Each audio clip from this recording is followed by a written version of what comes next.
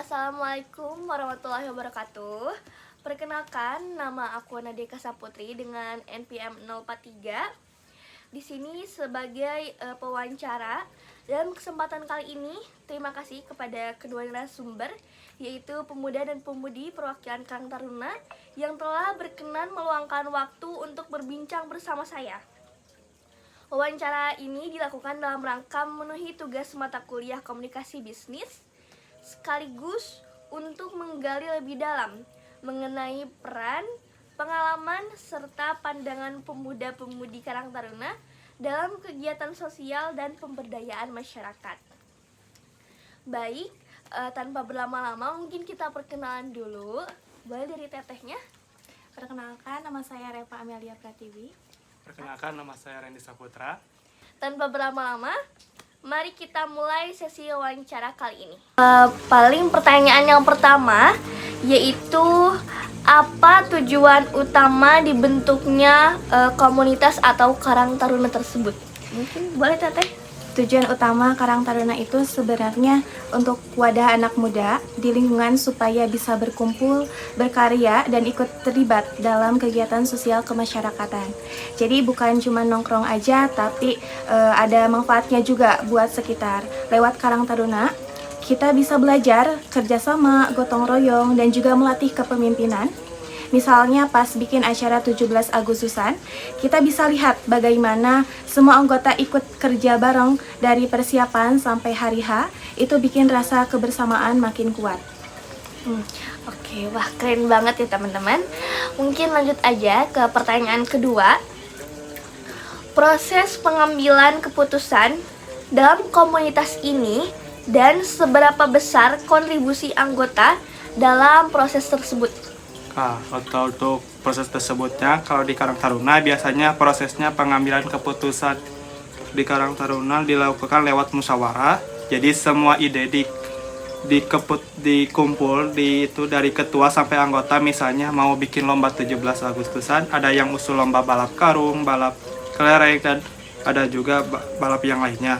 Ide itu kita bahas bareng mana yang paling cocok dan mana yang sesuai dengan dana dan bisa dilaksanakan. Jadi setiap anggotanya punya kesempatan buat partisipasi dalam melaksanakan kegiatan tersebut.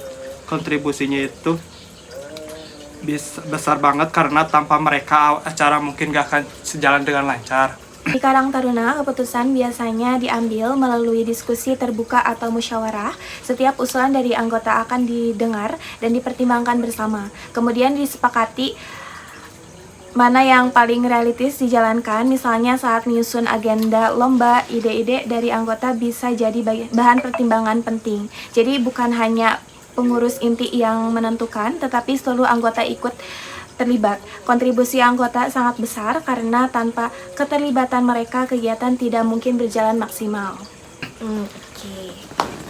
Oke, untuk selanjutnya yaitu apa saja kegiatan atau program yang paling sukses atau berkesan yang pernah yang pernah kalian selenggarakan? Kegiatan yang paling berkesan tentu acara 17 Agustusan karena di situ seluruh warga kumpul dari anak kecil sampai orang tua. Waktu itu kita bikin lomba yang seru-seru kayak panjat pinang, makan kerupuk, dan tarik tambang. Yang bikin berkesan itu bukan cuma lombanya, tapi rasa kebersamaan dari tawa bareng yang muncul. Bahkan ada warga yang biasanya jarang keluar rumah, itu ikutan kumpul. Malamnya kita tutup dengan pentas seni kecil-kecilan. Ada yang nyanyi, ada yang baca puisi, itu bikin suasana jadi hangat banget. Salah satu kegiatan paling berkesan adalah perayaan HUT RI. Momen ini mampu mengumpulkan seluruh warga, mulai dari anak-anak, remaja, hingga orang tua.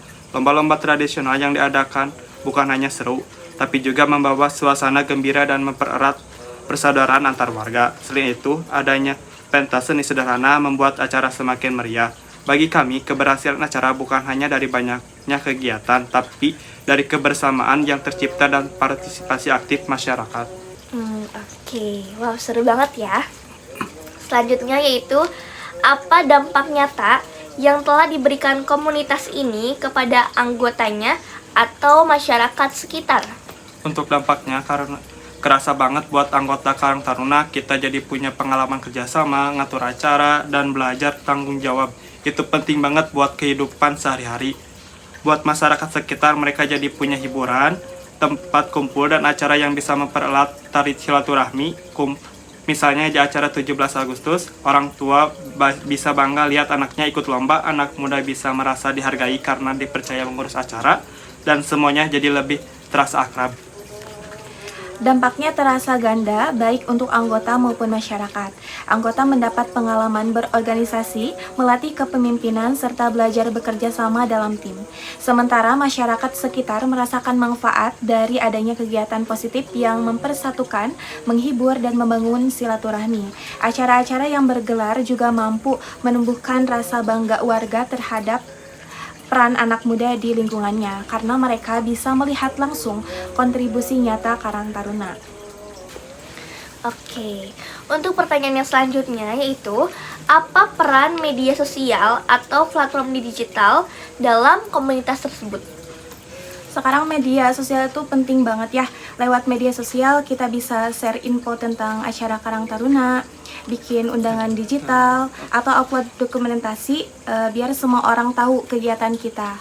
Misalnya pas 17 Agustusan, kita posting poster lomba di Instagram atau WhatsApp group, jadi warga lebih cepat tahu. Setelah acara selesai, kita juga bisa upload foto dan video keseruan lomba, biar jadi kenangan dan bikin Karang Taruna terlihat aktif.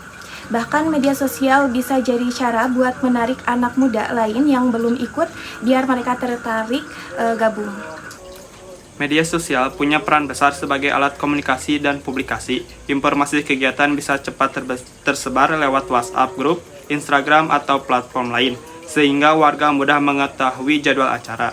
Selain itu, dokumentasi kegiatan yang diunggah juga bisa menjadi arsip digital sekaligus promosi supaya generasi muda lain lebih tertarik untuk ikut aktif. Jadi, media sosial tidak hanya membantu koordinasi internal, tetapi juga memperluas jangkauan dan citra positif Karang Taruna di mata masyarakat. Alhamdulillah, wawancara pada hari ini telah berjalan dengan lancar. Saya selaku pewawancara mengucapkan terima kasih yang sebesar-besarnya kepada ketua narasumber dari Karang Taruna yang telah memberikan jawaban, pengalaman, serta pandangannya dengan sangat baik. Semoga hasil wawancara ini dapat bermanfaat, tidak hanya bagi saya dalam menyelesaikan tugas komunikasi bisnis, tapi juga sebagai wawancara baru mengenai pentingnya peran generasi muda dalam pembangunan sosial di masyarakat. Sekali lagi, saya ucapkan terima kasih atas waktunya dan mohon maaf apabila terdapat kekurangan dalam wawancara berlangsung. Wassalamualaikum warahmatullahi wabarakatuh.